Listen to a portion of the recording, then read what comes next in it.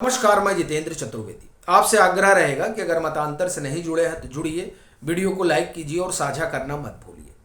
बात पश्चिमी उत्तर प्रदेश की करेंगे, वो इसलिए क्योंकि जिन 100 सीटों पर पहले चरण में लोकसभा का चुनाव होना है उसमें 8 सीटें जो है वो पश्चिम से आती हैं और इन्हें लेकर एक विमर्श भी गढ़ा जा रहा है। अच्छा, ये जरूरी भी है क्योंकि जो उत्तर प्रदेश है, उत्तर प्रदेश में 80 लोकसभा सीटें आती हैं तो माहौल पश्चिम से ही बनता है और पूरब तक फैलता जाता है। तो इस वजह से एक विमर्श तो बनाया ही जा रहा है। अच्छा, ये जो विमर्श है उस विमर्श बनाने वालों में आप ये कहें कि कई तरह के लोग हैं और सबके केंद्र में अगर कोई है तो जयंत चौधरी है। क्यों? क्योंकि पश्चिमी उत्तर प्रदेश में जो दांव जयंत ने चला है उसके बाद से अखिलेश यादव हो या एनडी गठबंधन, इनके चारों खाने चित्त हो गए। लेकिन ये तो कोई कहेगा नहीं, उसके बरक्स क्या बताया जा रहा है।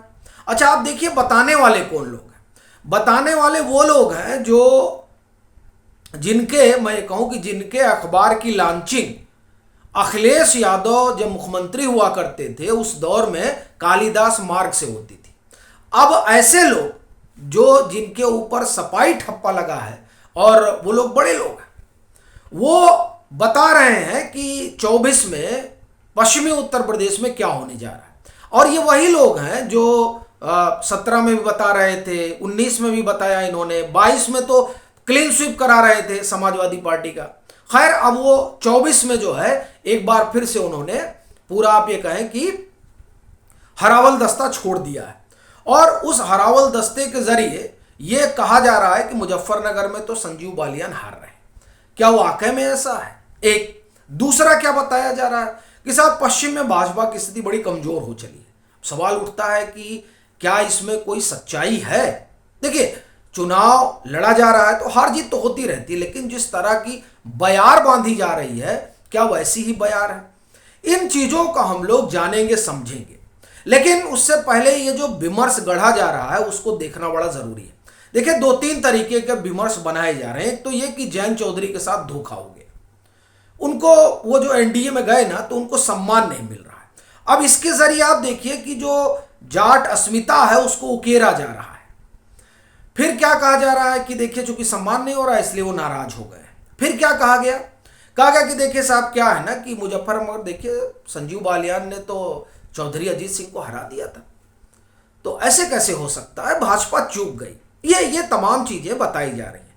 अच्छा, एक और गौर करने वाली बात है कि जब जयंत चौधरी एनडीए का हिस्सा उनका बनना तय हो गया था तब समाजवादी पार्टी के अलंबरदार बताते थे कि देखिए जयंत चौधरी के आने जाने से क्या ही फर्क पड़ता है, उनकी जमीन तो है नहीं कुछ। जिसकी जमीन नहीं है, अभी 1.5 महीना पहले कहा जा रहा था, अब आप देखें कि इकोसिस्टम की हालत खराब हो गई है। क्यों? क्योंकि इकोसिस्टम ये जान रहा है कि भाजपा ने जो 70+ का दावा किया है उस दावे पर मुहर लग गई है जयंत चौधरी के आने से। यही कारण है कि कई तरह का नरेशन बनाया जा रहा है, जिसमें जहां तक एक जो नरेशन धोखे वाला है उसको थोड़ा समझना पड़ेगा। देखिए, असल बात तो यह है कि रालोद को या चौधरी अजीत सिंह को धोखा दिया किसने था? ये हरेंद्र मलिक की तो बड़ी अदावत रही है और समाजवादी पार्टी ने उन्हें टिकट दिया। जयंत चौधरी नहीं चाहते थे कि हरेंद्र मलिक को टिकट दिया जाए। क्यों? क्योंकि ये उन लोगों में शुमार हैं जिन लोगों ने चौधरी अजीत सिंह को मुख्यमंत्री न बनने दिया। अच्छा, ये कहा जा रहा है। दूसरी चीज, भाई सपा और रालोद का तो वैसे भी नैसर्गिक गठबंधन तो रहा नहीं। क्यों? क्योंकि आप एक तरह से कहें कि ये आरोप तो समाजवादी पार्टी के पर भी लगता है कि साहब इन लोगों ने चौधरी अजीत सिंह को बनने नहीं दिया था मुख्यमंत्री, और वो तमाम किस्से कहानी आप लोग जानते हैं, मैं उस पर नहीं जाऊंगा। तो इसलिए धोखा वाला मसला तो एप्रोप्रिएट बैठ नहीं रहा है। तो अब क्या करें? तो इन्होंने कहा कि नहीं नहीं नहीं, देखिए नाराज है। अच्छा, अब नाराज कैसे हैं, ये कैसे नापा जाए, या भाजपा में इनको सम्मान नहीं मिल रहा हो कैसे मापा जाए?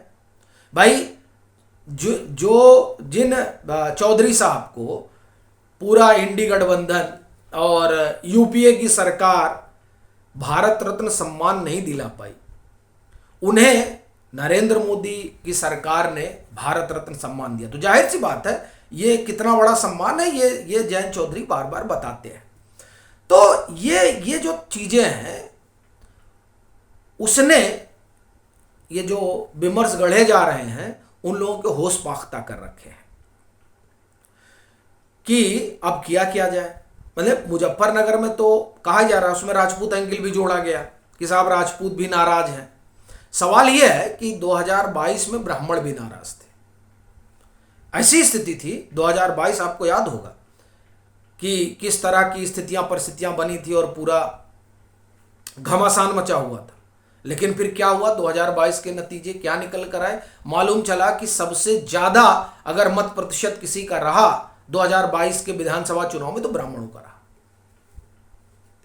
तो खैर, इसलिए इस नाराजगी वाले से हम अलग हटते हैं। अब आते हैं कि ये भैया कहा जा रहा है कि बड़ी कमजोर स्थिति है। तो 2019 में 6,500 वोट से जीते थे संजू बालियान, और ये तब हुआ था जब महागठबंधन लड़ा था, यानी सपा बसपा रालोद ये सब मिलकर लड़े थे उस सीट पर। और उस सीट क्या है, इनका सूबे में साथी बना था, आपको ध्यान ही होगा।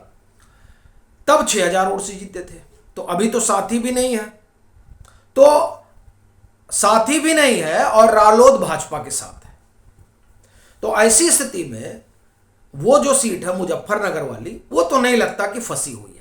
अब वो कितने अंतर से जीतेंगे, क्या होगा, ये तो एक अलग विषय है, लेकिन फंसी हुई ये नहीं लगता, एक बात। दूसरी बात, खुद जब जयंती नहीं चाहते थे कि हरेंद्र मलिक को टिकट दिया जाए, तो वहां फिर ये कैसे हो सकता है कि जो रालोद का वोटर है वो सपा के मतदाता को, जिसका विरोध जयंत चौधरी करते रहे, उसको वोट करेगा। तो ये थोड़ा जो है इन लोगों का गुड़ा भाग बैठ नहीं रहा है। तो बैठ नहीं रहा है तो क्या होता है ना कि जो फ्लोटिंग वोटर होते हैं, उन फ्लोटिंग वोटर को इन्फ्लुएंस करने के लिए इस तरह का विमर्श तैयार किया जाता है कि साहब जयंत नाराज हो गए, उनको सम्मान नहीं दिया जा रहा है। अच्छा, उसमें जो सभा हुई जिसमें प्रधानमंत्री भी थे, वो मुझे लगा पहली सभा थी, वो 31 मार्च वाली संभवतः, हाँ 31 मार्च वाली है। उसमें देखिए गठबंधन के सभी सहयोगी थे, लेकिन उसमें आप देखें कि किस तरीके का एक नरेशन गढ़ा गया कि देखिए यहाँ प्रधानमंत्री थे, वहाँ जयंत चौधरी को बैठा दिया गया। हालांकि जयंत चौधरी ने कहा नहीं।